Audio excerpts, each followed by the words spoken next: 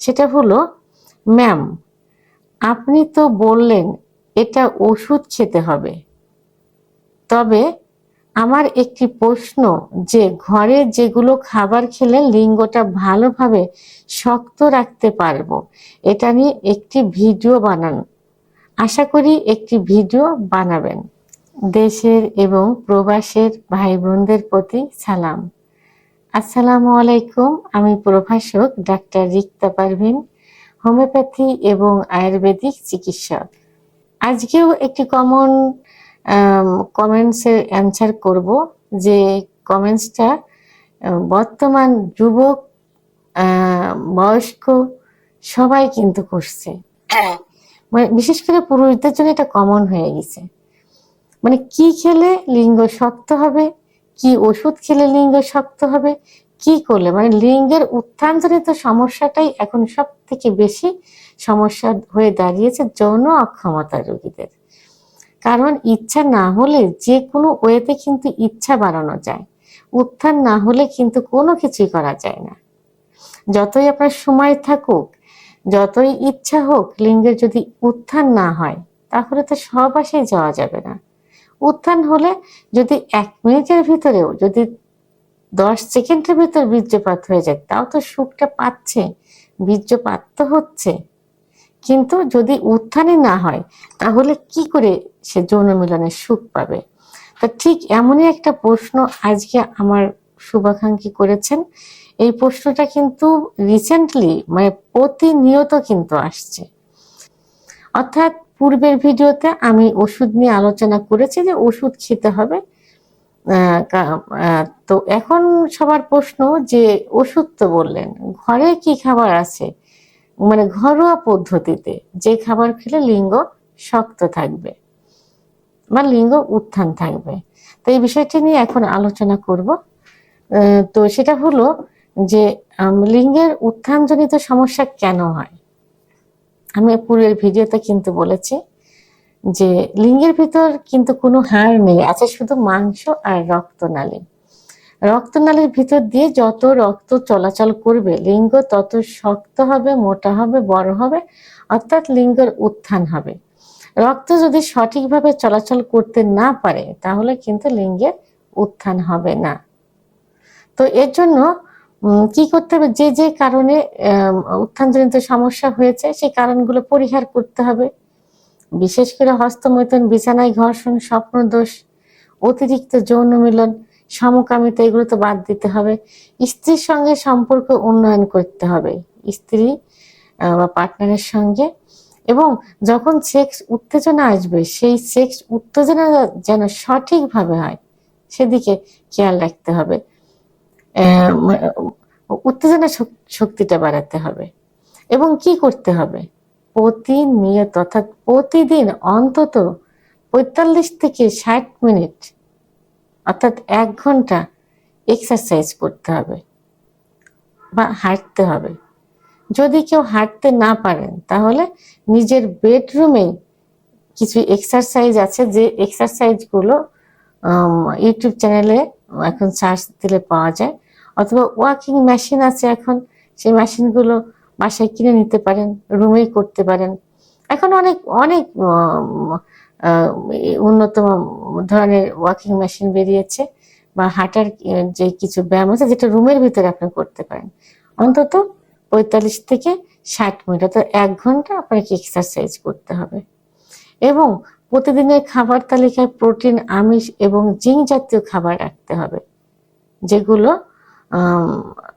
যেগুলো আপনার কি করবে, লিঙ্গ উত্থানজনিত সমস্যার সমাধান করবে। তা আজকে আমি কয়েকটি ওষুধ নিয়ে আলোচনা করব, কয়েকটি খাবার নিয়ে আলোচনা করব।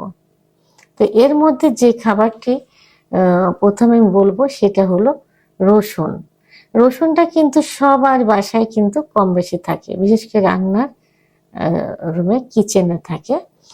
তো এই রসুনে কিন্তু অ্যান্টি অক্সিডেন্ট থাকে, অর্থাৎ ন্যাচারাল অ্যান্টিবায়োটিক যেটা।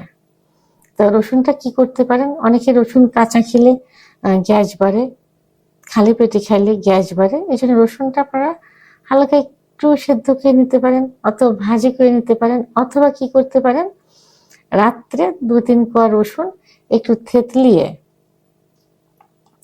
1 চামচ মধুর ভিতর দিয়ে ভিজিয়ে রাখতে পারেন, সকালে খাবার পরে খেতে পারেন। যাদের গ্যাস বাড়ে না তারা খালি পেটে খাবেন। এখন কথা হলো যে যদি কারো ডায়াবেটিস থাকে সেক্ষেত্রে মধু কি করবেন? মধুতে কিন্তু ন্যাচারাল সুগার থাকে, অর্থাৎ 1 চামচ সকালে 1 চামচ রাতে 2 চামচ প্রতিদিন খাওয়া যায়। তবে হ্যাঁ, কি হতে হবে, বাজারে কেনা মধু খাওয়া যাবে না, কারণ এটা চিনি দিয়ে তৈরি থাকে। তো আপনারা নিজে চাকের থেকে যে মধুটা যখন পারে মোচা সহ নিজের চোখে দেখে ওই মধুটা কিনবেন। এই মধুটা যদি আপনি সকালে এবং রাত্রে 1 চামচ করে খান তাহলে কোনো সমস্যা হবে না। সেহেতু রসুনের সঙ্গে 1 চামচ করে মধু গুলিয়ে রেখে সকালে খাইতে পারেন।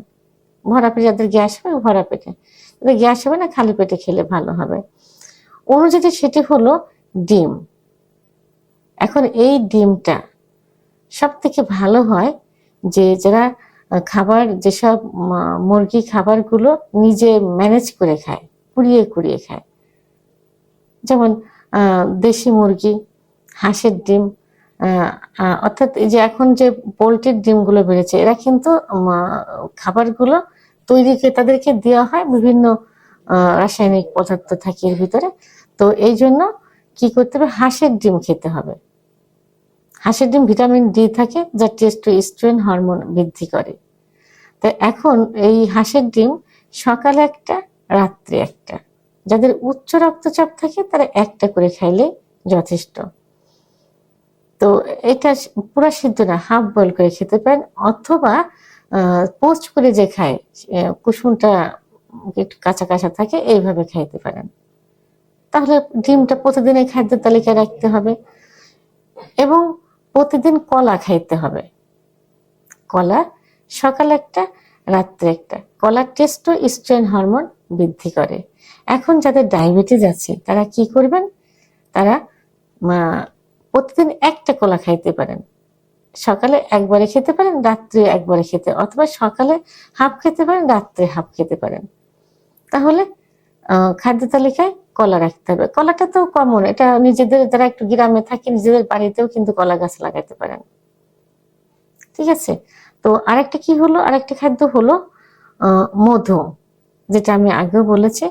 মধু কি হয়, মধু টেস্টোস্টেরন হরমোন বৃদ্ধি করে, নাইট্রিক অক্সাইডের মাত্রা বৃদ্ধি করে। তো সেহেতু মধু খাইতে হবে। আর মধুটা কিন্তু অবশ্যই, আমি আগেও বলেছি যে বাজারে কিনা মধুতে চিনি থাকে, এই জন্য বাজারে কিনা মধু বাদ দিয়ে নিজেরা একটু কষ্ট করে চাকের থেকে মধু সংগ্রহ করবেন, চাক সহ, যেটা চোখে দেখতে পাচ্ছেন। মধুতে কিন্তু ন্যাচারাল সুগার থাকে। সেহেতু মধু ডায়াবেটিস রোগীরা কি করতে পারে, সকালে 1 চামচ, রাত্রে 1 চামচ খেতে পারে। এবং সঙ্গে বাদাম, কাঠবাদাম, কাজু বাদাম, পেস্তা বাদাম, খেজুরে ন্যাচারাল সুগার থাকে। ডায়াবেটিস রোগীরা খেজুর খাইতে পারে, সকালে 2টা, রাত্রে 2টা। তো এইভাবে প্রতিনিয়ত খাবারের তালিকায় যদি এই খাবারগুলো রাখতে পারেন, যাদের অর্থনৈতিক অবস্থা বেশি একটা ভালো থাকে না, বেশি সচ্ছল না, তারা দেশি যে বাদামগুলো আছে, যেগুলো আমরা এই যে ভাজি করে বাজারে বিক্রি করে, এই বাদামগুলো খাইতে পারেন। আর ন্যাচারাল সবজি, গাজর, শসা, টমেটো, এইগুলা খাইতে পারেন। বিশেষ করে যে 4টি খাবার আমি বললাম, ডিম, কলা, রসুন, মধু, ডিম, কলা, রসুন, মধু, এটা আপনারা প্রতিনিয়ত খাবারের তালিকায় রাখবেন। তাহলে দেখবেন আপনাদের উত্থানজনিত সমস্যা হবে না। তবে অবশ্যই কারণগুলো কিন্তু বন্ধ করতে হবে। আর এইটা আপনাদের বাসায় কিন্তু প্রায় সময়ই থাকে, রসুনটা তো থাকেই। এর সঙ্গে কালো জিরা খাইতে পারেন, আরো ভালো কাজ করবে কালো জিরা, তো সব রোগের সেরা ওষুধ। তো ভিডিওটি সম্পর্কে যদি কোনো মতামত থেকে থাকে অবশ্যই কমেন্টের মাধ্যমে জানাবেন। আর ভিডিওটি ভালো লাগলে লাইক, কমেন্ট, সাবস্ক্রাইব করে আমার সঙ্গে থাকুন। আল্লাহ হাফেজ।